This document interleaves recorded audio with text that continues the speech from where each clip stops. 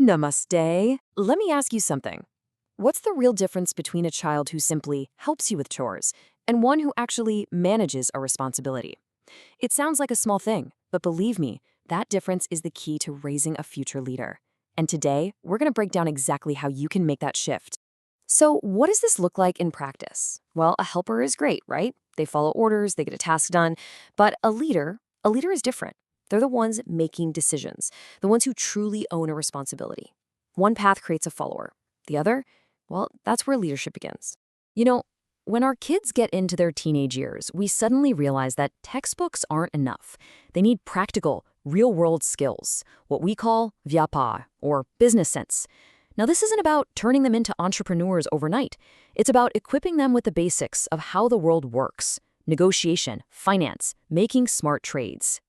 And hand in hand with business sense is something even more profound, khatar, which is all about building character.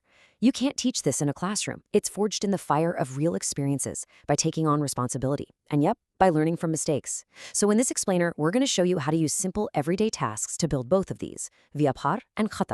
Okay, let's get practical. Let's start with a challenge you can literally try this weekend. Most of us, when we go shopping, we're the ones making all the decisions, and the kids are just, well, they're carrying the bags. It's time to flip that. Welcome to the Sunday Budget Challenge. So how does it work? It's simple.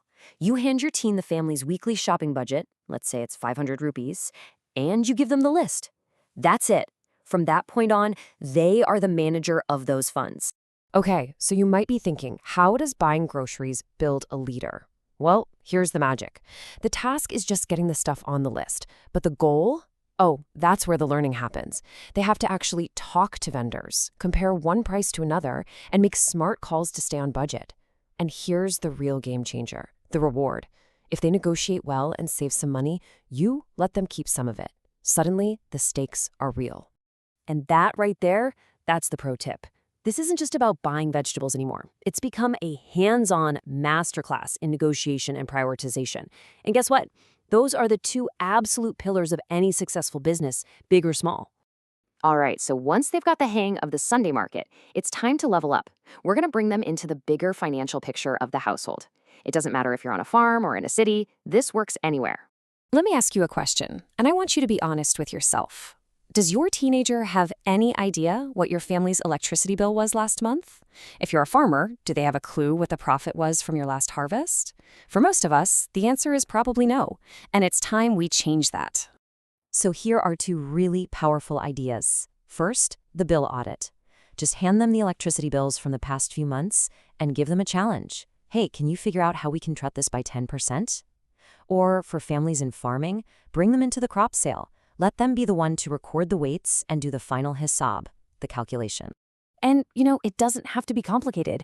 Your teen can create a simple table, just like this. And all of a sudden, they're not just a kid looking at a bill. They're analyzing data, they're spotting trends, they're thinking critically. This is how we build a digital sarpanch, a modern leader who gets how to use information. And this really gets to the core of it all.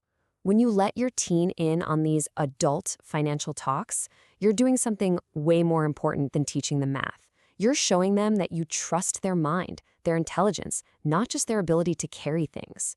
And that, my friends, is how you build real, unshakable confidence. Now, for any of this to really stick, we have to talk about our role as parents, because we need to make a pretty big shift ourselves.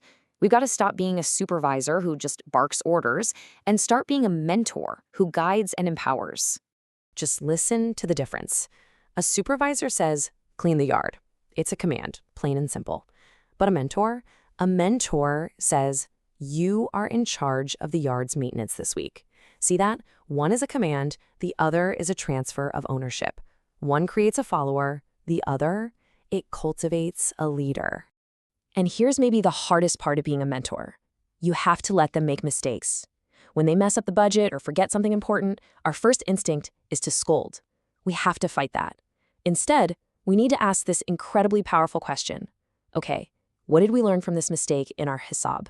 It transforms a failure into a valuable piece of data.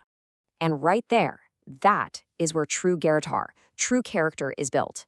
It's in that moment when a young person deeply understands that every single decision they make, big or small, has a real consequence. That understanding is the absolute bedrock of leadership. So let's pull all these threads together.